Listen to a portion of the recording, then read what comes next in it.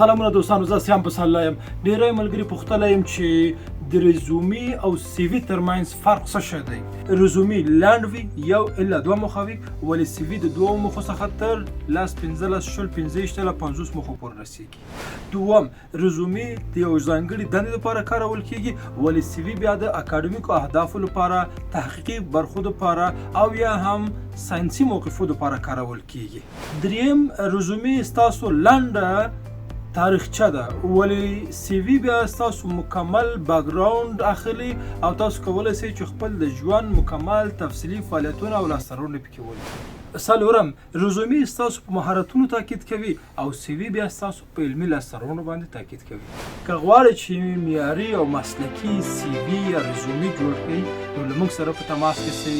کارپو میکس یو ریډي ټو ورک. کارپو تاسو کار ته چمتو کوي.